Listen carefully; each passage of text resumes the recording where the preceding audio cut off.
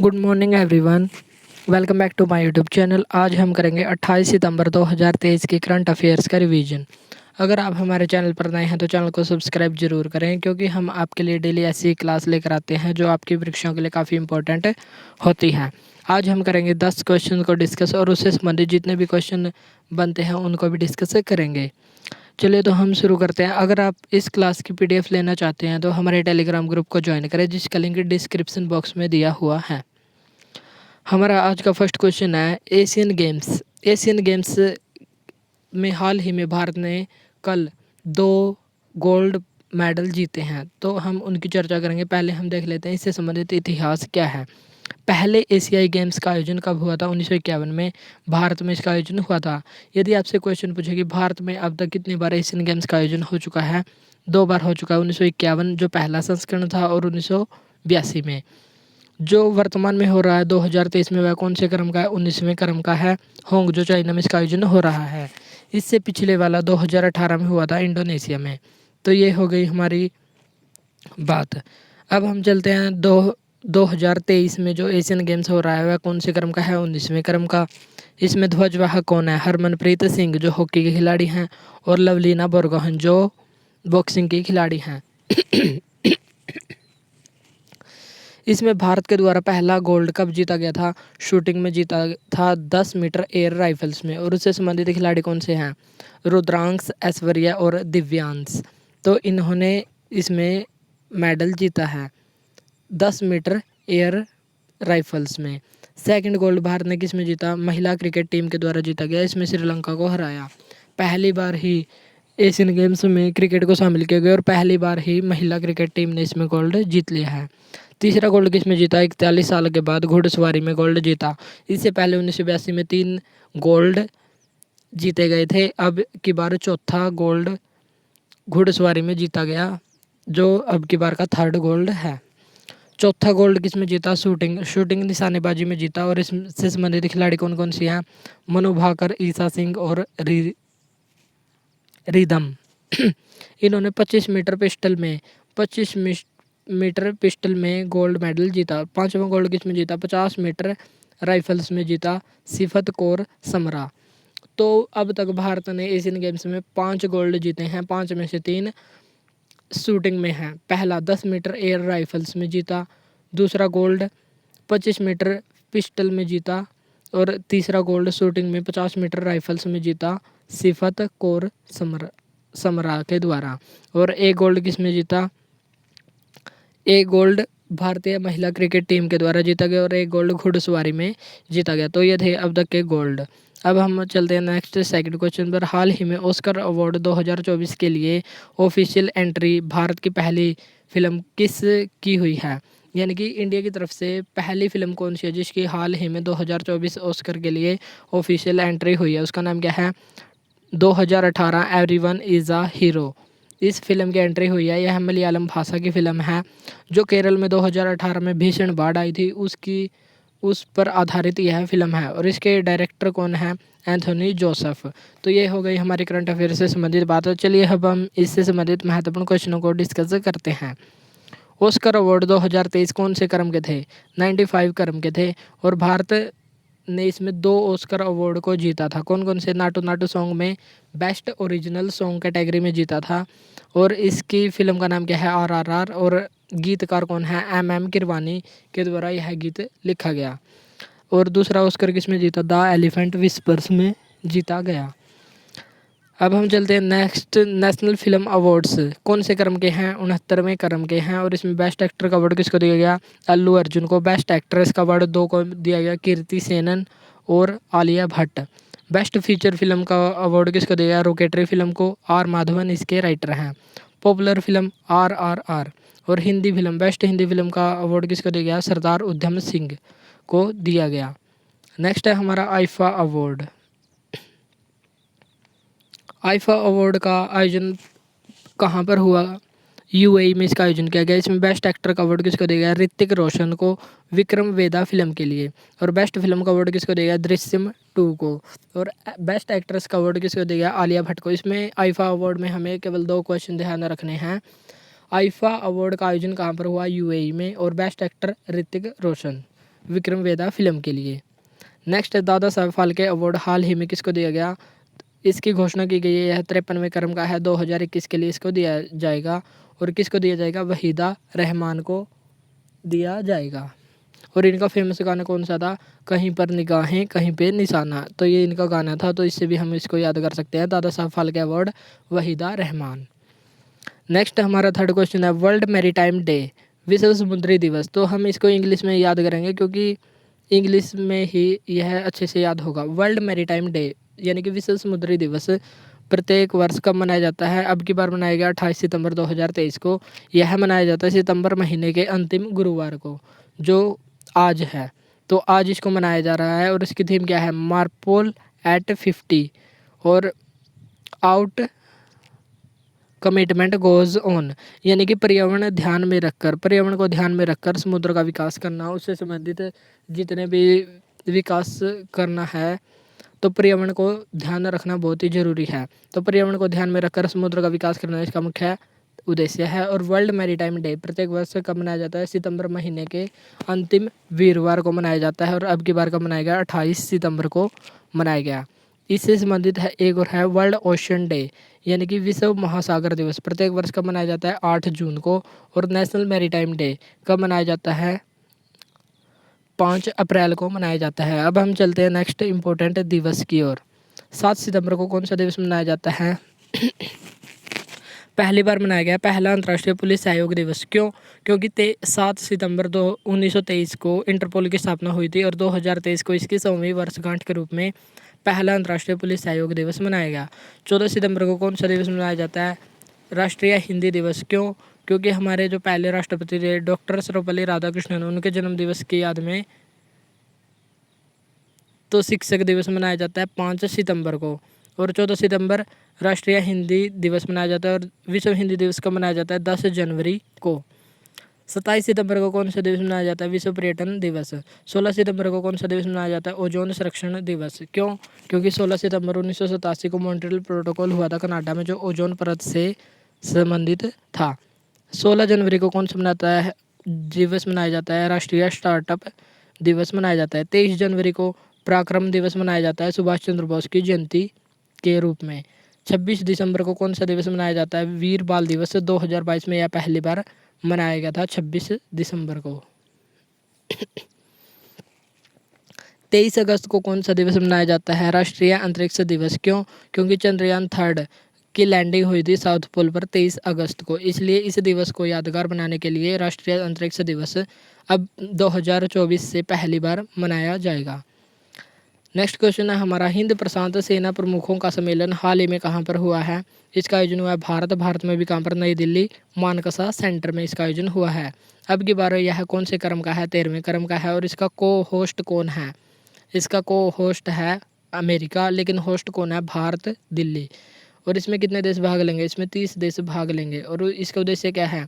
शांति स्थापित करना इसका मुख्य उद्देश्य है। तो हिंद प्रशांत सेना प्रमुखों का सम्मेलन हाल ही में कहाँ पर आयोजित हुआ है? दिल्ली, भारत में इसका आयोजन हुआ है। को होस्ट अमेरिका है और यह 13वें क्रम का सम्मेलन है। अब हम देख लेते हैं होस्ट। G20 2022 में होस्ट कौन था? इंडोनेशिया। 2023 में कौन था? इंडिया। और 2024 में कौन होगा? ब्राज़ील। और इन तीनों देशों को क्या कहा जाता है? ट्राइका कहा जाता है। अब की बार G20 की थीम क्या थी? Vasudhaiva Kutumbakam, one earth one family one future. और इसमें हाल ही में 21वां सदस्य कौन शामिल हुआ है? अफ्रीकन यूनियन, जिसकी स्थापना हुई थी 1963 में। इसमें 55 देश शामिल हैं। और अफ्रीकन यूनियन का मुख्यालय कहाँ पर स्थित है? अदीस अबाबा में। अदीस अबाबा इथियोपिया की राजधानी है। नेक्स्ट G7 की 49th बैठक का आयोजन हाल ही में कहाँ पर हुआ है? हिरोशिमा जापान में। ब्रिक्स, इसमें कौन कौन से देश शामिल है? ब्राज़ील, रसिया, इंडिया, चाइना और साउथ अफ्रीका। और हाल ही में इसमें 6 नए देश शामिल हुए हैं जो जनवरी 2024 से मान्य होंगे। और 2023 की अध्यक्षता किसने की है? साउथ अफ्रीका ने 15वें क्रम का है। आसियान की 43वीं बैठक का आयोजन हाल ही में कहाँ पर हुआ है? इंडोनेशिया में। SCO शंघाई सहयोग संगठन की 2023 की बैठक का आयोजन कहाँ पर हुआ है? इंडिया में इसका आयोजन हुआ है। और SCO की पहली पर्यटन और सांस्कृतिक राजधानी कौन सी थी? वाराणसी थी। इंटरपोल 2023 की अध्यक्षता किसने की है? इसका होस्ट है दिल्ली और इसने 90वीं बैठक होस्ट की है। क्वेड क्वेड 2023 का सम्मेलन कहाँ पर हुआ? जापान में। और यदि पूछे क्वेड की एक अभ्यास होता है मालाबार अभ्यास। मालाबार अभ्यास पहली बार कहाँ पर हो रहा है? ऑस्ट्रेलिया में 2023 में होगा। कॉमनवेल्थ 2022 कहाँ पर हुआ? बर्मिंघम इंग्लैंड में। और 2026 में कहाँ पर होगा? ऑस्ट्रेलिया विक्टोरिया में इसका आयोजन होगा। नेक्स्ट है ओलंपिक खेल। ओलंपिक खेल सन 2020 में कहाँ पर हुए? टोक्यो जापान में। 2024 में कहाँ पर होंगे? पेरिस फ्रांस में। और जो 2028 में कहाँ पर होंगे? लॉस एंजल्स अमेरिका में होंगे। नेक्स्ट है फीफा। फीफा मेल जो वर्ल्ड कप है 2022 में कहाँ पर हुआ? कतर में। और 2026 में कहाँ पर होगा? अमेरिका, कनाडा और मैक्सिको में इसका आयोजन होगा। Next ICC one day world cup का आयोजन भारत में हो रहा है सन 2023 में। और इसके शुभंकर का नाम क्या है? क्रिकेटोवर्स। और इसके ब्रांड एम्बेसडर किसको बनाया गया है? शाहरुख खान को बनाया गया है। तो ये थे हमारे महत्वपूर्ण होस्ट कंट्री जिसको हमने रिवाइज किया है। नेक्स्ट है हमारा 5th क्वेश्चन। हाल ही में इंडेक्स इमर्जिंग मार्केट सूचकांक किसके द्वारा जारी किया गया है? जेपी मॉर्गन के द्वारा जारी किया गया है। और इसमें कौन कौन से देश शामिल होंगे? इमर्जिंग का मतलब है विकासशील देश और उभरती हुई अर्थव्यवस्थाएं। उभरती हुई अर्थव्यवस्था और विकासशील देश इसमें शामिल होंगे। और इसमें जून 2024 से शामिल भारत के सरकारी बॉन्ड, यानी कि भारत के जितने भी सरकारी बॉन्ड हैं वो जून 2024 तक शामिल हो जाएंगे। इसमें 320 बिलियन की मार्केट इसमें शामिल होगी। इससे भारत को फ़ायदा होगा। इंडेक्स इमर्जिंग मार्केट सूचकांक हाल ही में किसने जारी किया है? जेपी मॉर्गन ने। और भारत के सरकारी बॉन्ड इसमें कब तक शामिल होंगे? 2024 से इसमें शामिल होंगे। अब हम देख लेते हैं महत्वपूर्ण इंडेक्स। 126वीं रैंक किस इंडेक्स में है? वर्ल्ड पीस इंडेक्स में, यानी कि विश्व शांति सूचकांक में। 126वीं रैंक किस में है? वर्ल्ड हैप्पीनेस इंडेक्स, जिसको ट्रांसपेरेंसी इंटरनेशनल जारी करता है। 127वीं रैंक किसमें है? ग्लोबल जेंडर गैप इंडेक्स में, जिसको वर्ल्ड इकोनॉमिक फोरम के द्वारा जारी किया जाता है। 38वीं रैंक किसमें है? लॉजिस्टिक्स परफॉर्मेंस इंडेक्स में, जो वर्ल्ड बैंक के द्वारा जारी किया जाता है। 161वीं रैंक किसमें है? वर्ल्ड प्रेस फ्रीडम इंडेक्स, इसमें देखा जाता है कि किस देश की प्रेस कितनी स्वतंत्र है। और इसको कौन जारी करता है? Reporters without border. चौथी रैंक किस में है? ग्लोबल फायर पावर इंडेक्स, इसमें देखा जाता है कि किस देश की सेना कितनी शक्तिशाली है। अमेरिका, रूस और चाइना के बाद इसमें भारत का चौथा स्थान है। ऊर्जा संक्रमण सूचकांक को जारी करने वाली संस्था कौन है? World economic forum. और इसमें भारत की रैंक कितनी है? 67 इसमें भारत की रैंक है। नेक्स्ट क्वेश्चन है हमारा। इंडस ऐप स्टोर हाल ही में लॉन्च किया है और यह कितनी भाषाओं में लॉन्च किया गया है? इंडस ऐप स्टोर को हाल ही में लॉन्च किसके द्वारा किया गया है? फ़ोन पे के द्वारा लॉन्च किया गया है। फ़ोन पे के बारे में हम लास्ट में देखेंगे। पहले हम देख लेते हैं इंडस ऐप स्टोर। यह कितनी भाषाओं में लॉन्च किया गया है? भारत की स्थानीय 12 भाषाओं में इसको लॉन्च किया गया है। क्यों लॉन्च किया गया है? प्ले स्टोर की मोनोपोली का मतलब है एकाधिकार। मोनोपोली को समाप्त करना इसका मुख्य उद्देश्य है। अब जितने भी ऐप हैं वो केवल गूगल का जो प्ले स्टोर है उस पर ही उपलब्ध हैं। लेकिन अब हाल ही में इंडस ऐप स्टोर भी लॉन्च हो चुका है। और इसमें क्या कहा गया है? इसमें 1 साल के लिए ऐप लिस्टेड होंगे जो फ्री ऑफ कॉस्ट, यानी कि बिल्कुल फ्री में इसमें लिस्टेड हो सकेंगे कोई भी ऐप जो शामिल होना चाहता है। और फ़ोन पे के द्वारा इसको लॉन्च किया गया। फ़ोन पे की स्थापना कब हुई? सन 2015 में। समीर इसके संस्थापक थे। तो हाल ही में इंडस ऐप स्टोर किसका ऑप्शन के रूप में सामने आया है? प्ले स्टोर की जगह पर इंडस ऐप स्टोर यूज़ होगा। अब प्ले स्टोर की मोनोपोली समाप्त होगी, यह इसका मुख्य उद्देश्य है। तो फ़ोनपे के द्वारा इंडस ऐप स्टोर को लॉन्च किया गया है। नेक्स्ट क्वेश्चन है हमारा। इंडिया स्मार्ट सिटी कॉन्क्लेव का आयोजन हाल ही में कहाँ पर हुआ है? इंडिया स्मार्ट सिटी कॉन्क्लेव का आयोजन हुआ है मध्य प्रदेश के इंदौर में। और इसमें कितने शहर होंगे? इसमें 100 स्मार्ट सिटी शामिल होंगी। और इसका आयोजन किस मंत्रालय के द्वारा किया गया है? महुआ, ministry of housing and urban affairs, शहरी मंत्रालय के द्वारा इसका आयोजन किया गया है, ministry of housing and urban affairs. और इसमें अवार्ड दिया गया है। टॉप सिटी का अवार्ड किसको मिला? इंदौर को। और टॉप स्टेट का अवार्ड किसको मिला? मध्य प्रदेश को। और यह चौथे क्रम का अवार्ड है। तो इंडिया स्मार्ट सिटी कॉन्क्लेव का आयोजन कहाँ पर हुआ? मध्य प्रदेश के इंदौर में हुआ। इंदौर टॉप सिटी में शामिल हुआ है और टॉप स्टेट में कौन शामिल हुआ है? मध्य प्रदेश। और यह चौथे क्रम का है। क्वेड जो सम्मेलन हुआ है वह कहाँ पर हुआ है? जापान में। और मालाबार का सम्मेलन कहाँ पर हुआ है? ऑस्ट्रेलिया में इसका आयोजन होगा। नेक्स्ट है स्वच्छ वायु सर्वेक्षण में 10 लाख प्लस वालों में टॉप पर कौन रहा है? इंदौर, आगरा और ठाणे। और 10 लाख 3 से 10 लाख के बीच कौन रहा है? अमरावती टॉप पर रहा है। अमरावती कहाँ पर है? महाराष्ट्र में यह स्थित है।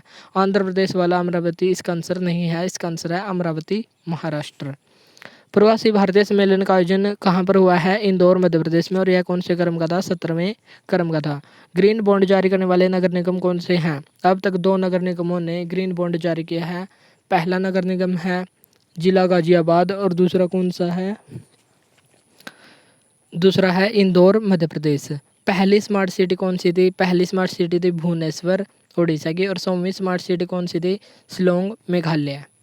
नेक्स्ट क्वेश्चन है हमारा AFSPA, इसकी फुल फॉर्म क्या है? Armed forces special power act. यानी कि इसमें जो आर्म्ड फोर्स होती है, सशस्त्र सीमा बल, सशस्त्र बल होते हैं, उनको विशेष अधिकार दिए जाते हैं इस एक्ट के तहत। हाल ही में नागालैंड और अरुणाचल प्रदेश में अफस्पा को एक्सटेंड किया है। कितने के लिए? 6 महीने के लिए इसको एक्सटेंड किया है। और यह अवधि कब से शुरू होगी? 1 अक्टूबर 2023 से 6 महीने के लिए इसको एक्सटेंड कर दिया गया। कहाँ पर? नागालैंड और अरुणाचल प्रदेश में। अब हम देख लेते हैं AFSPA है क्या। AFSPA armed forces special power act किस वर्ष का अधिनियम है? 1958 का। और क्यों, यह क्यों अस्तित्व में आया? नागाओं के विद्रोह से निपटने के लिए। जो नागालैंड है वहाँ पर नागा जनजाति के लोग रहते हैं, वहाँ पर विद्रोह ज़्यादा होते थे, उनके विद्रोह से निपटने के लिए इसकी शुरुआत हुई। और इसमें आर्म्ड फोर्सेज होती हैं जो उनको स्पेशल पावर दी जाती हैं, जैसे गोली मारने का अधिकार भी दिया जाता है, तलाशी करने का अधिकार और गिरफ्तारी करने का अधिकार आदि सेना को अधिकार दिए जाते हैं इस एक्ट के तहत। अब हम देख लेते हैं नागालैंड राज्य की स्थापना कब हुई? कौन से क्रम का राज्य बना था? 16वें क्रम का। कब हुई थी? 1 दिसंबर 1963 को इसकी स्थापना हुई थी। इसकी राजधानी का नाम क्या है? कोहिमा। और यहाँ पर एक फेस्टिवल मनाया जाता है, हॉर्नबिल फेस्टिवल, जिसको फेस्टिवल ऑफ फेस्टिवल्स कहा जाता है। नागालैंड में एक चोटी है, उसका नाम क्या है? माउंट सारामती। अब हम देख लेते हैं राज्यों की स्थापना। आरंभ में 14 राज्य और 6 केंद्र शासित प्रदेश थे। फिर 1960 में किस राज्य का निर्माण हुआ? महाराष्ट्र और गुजरात का। महाराष्ट्र मराठी भाषा के आधार पर, गुजराती भाषा के आधार पर गुजरात का। 1 दिसंबर 1963 को कौन सा राज्य अस्तित्व में आया? नागालैंड। 1966 में कौन सा? पंजाब, हरियाणा और चंडीगढ़ की स्थापना हुई। 1971 में हिमाचल प्रदेश राज्य की स्थापना हुई। 1972 में मणिपुर, त्रिपुरा और मेघालय राज्य की स्थापना हुई। 1975 में किसकी स्थापना हुई? सिक्किम। सिक्किम नया राज्य भारतीय संघ में शामिल हुआ 36वें संविधान संशोधन के तहत। 1987 में अरुणाचल प्रदेश, मिजोरम और गोवा राज्य बने। सन 2000 में 3 राज्य बने, छत्तीसगढ़, झारखंड और उत्तराखंड। सन 2014 में भारत का 29वां राज्य बना तेलंगाना, जो अब तक का नवीनतम राज्य है। यदि आपसे पूछे कि नवीनतम यूटी वर्तमान में कौन सा है? जम्मू कश्मीर और लद्दाख। और नवीनतम राज्य कौन सा है? 29वें क्रम का था तेलंगाना राज्य। नेक्स्ट है हमारा 9th क्वेश्चन, बीमा विस्तार की शुरुआत हाल ही में किसके द्वारा की गई है? IRDAI के द्वारा की गई है। इसकी शुरुआत क्यों की गई है? भारत के हर कोने तक बीमा कवरेज उपलब्ध करवाना इसका मुख्य उद्देश्य है, ताकि भारत के हर कोने में बीमा कवरेज को उपलब्ध करवाया जा सके, इसलिए बीमा विस्तार की शुरुआत की गई है। और इसकी खास बात क्या है? यह ऑल इन वन यानी कि अफोर्डेबल प्राइस में होगी और ऑल इन वन होगी। इसी में हेल्थ, इसी में संपत्ति और इसी में लाइफ इंश्योरेंस, सभी प्रकार का इंश्योरेंस इसी में होगा। और इसकी शुरुआत किसने की है? IRDAI के द्वारा इसकी शुरुआत की गई है। अब हम देख लेते हैं IRDAI है क्या। IRDAI की फुल फॉर्म है insurance regulatory and development authority of India. इसकी स्थापना किस समिति की सिफारिश पर हुई थी? मल्होत्रा समिति की सिफारिश पर। कब? 1999 में। और इसको वैधानिक संस्था किस एक्ट के तहत बनाया गया? 2000, सन 2000 के एक्ट के तहत बनाया गया। वर्तमान में इसके अध्यक्ष कौन है? देवाशीष पांडे इसके वर्तमान अध्यक्ष हैं। अब हम देख लेते हैं महत्वपूर्ण संस्थाएं और उनके समिति। RBI reserve bank of India, इसकी स्थापना किस समिति की सिफारिश पर हुई? यंग हिल्टन आयोग या शाही आयोग की सिफारिश पर इसकी स्थापना हुई। RBI की स्थापना हुई 1 अप्रैल 1935 को। और इससे संबंधित एक्ट कौन सा था? एक्ट था 1934 का एक्ट। और इसके पहले गवर्नर कौन थे? ओसबोर्न स्मिथ थे। ओसबोर्न स्मिथ इसके पहले गवर्नर थे। और यदि आपसे पूछे पहले भारतीय गवर्नर, तो उसका आंसर होगा सी.डी. देशमुख। और इस आरबीआई का राष्ट्रीयकरण कब हुआ था? 1 जनवरी 1949 को इसका राष्ट्रीयकरण हुआ था। तो ये सभी बातें हमको यहाँ से ध्यान रखनी है। नेक्स्ट है सीवीसी, केंद्रीय सतर्कता आयोग। इसकी स्थापना किस समिति की सिफारिश पर हुई? संथानम समिति की सिफारिश पर 1965 में। लोक सेवा आयोग की स्थापना किस समिति के सिफारिश पर हुई? ली कमीशन, ली आयोग की सिफारिश पर हुई। रेलवे बोर्ड की स्थापना किस आयोग की सिफारिश पर हुई? रॉबर्टसन आयोग। और किसके काल में? लॉर्ड कर्जन के काल में हुई थी। नेक्स्ट है 10th क्वेश्चन, हाल ही में मुख्यमंत्री अल्पसंख्यक उद्यमी योजना का शुरुआत किस राज्य में हुई है? इसकी घोषणा की है नीतीश कुमार ने। और नीतीश कुमार किस राज्य के मुख्यमंत्री हैं? बिहार राज्य के मुख्यमंत्री। तो इस योजना की घोषणा कहाँ पर हुई है? इस योजना की घोषणा हुई है बिहार राज्य में। और इसमें क्या होगा? इसमें अल्पसंख्यक समुदाय के लोगों को उद्यमी बनाया जाएगा, यानी कि स्वरोजगार इनको बनाया जाएगा। इसमें 10 लाख रुपए की राशि दी जाएगी, जो 5 लाख रुपए तो लोन और 5 लाख रुपए अनुदान के रूप में राशि दी जाएगी।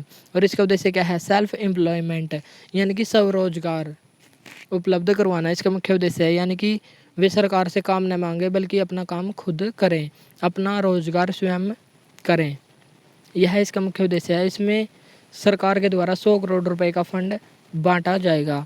और अब हम देख लेते हैं महत्वपूर्ण योजनाएं। मुख्यमंत्री सीखो कमाओ योजना किस राज्य में शुरू हुई? मध्य प्रदेश में। मुख्यमंत्री चिरंजीवी बीमा योजना किस राज्य में शुरू हुई? राजस्थान में। और यह 25 लाख रुपए की बीमा योजना है। इंदिरा महिला स्मार्टफोन योजना की शुरुआत कहाँ पर हुई? राजस्थान में। इसमें महिलाओं और 9वीं से 12वीं कक्षा की लड़कियों को मोबाइल फ़ोन वितरित किए जाएंगे। नेक्स्ट है 11th क्वेश्चन, गूगल ने मनाया अपना 25वां बर्थडे, यानी कि 25वां जन्मदिवस मनाया। तो गूगल की स्थापना कब हुई थी? 27 सितंबर 1998 को हुई थी। और इसकी पेरेंट कंपनी का नाम क्या है? अल्फ़ाबेट। यानी कि जब गूगल की स्थापना नहीं हुई थी, तो अल्फ़ाबेट की स्थापना हुई थी। अल्फ़ाबेट में से ही गूगल कंपनी का निर्माण हुआ। और गूगल के संस्थापक कौन थे? 2 व्यक्ति गूगल के संस्थापक थे, सर्गे ब्रिन और लैरी पेज। और वर्तमान में गूगल के सीईओ कौन है? सुंदर पिचाई। आज के हमारे 2 क्वेश्चन हैं, जिनका आंसर आपको कमेंट बॉक्स में बताना है। वे हैं, पहला क्वेश्चन, रैमन मैग्सेसे अवार्ड 2023 किसे प्रदान किया गया है? और सेकंड क्वेश्चन है, ज्यूरिख डायमंड लीग, जो ज्यूरिख स्विट्जरलैंड में स्थित है, ज्यूरिख डायमंड लीग में नीरज चोपड़ा ने कौन सा पदक जीता? तो ये दोनों क्वेश्चन का आंसर आपको कमेंट बॉक्स में बताना है। अगर आप आज की क्लास अच्छी लगी तो इसको लाइक और शेयर ज़रूर करें। इस क्लास की PDF के लिए हमारे टेलीग्राम ग्रुप को ज्वाइन करें। आज के लिए इतना ही, मिलते हैं नेक्स्ट वीडियो में। Thank you.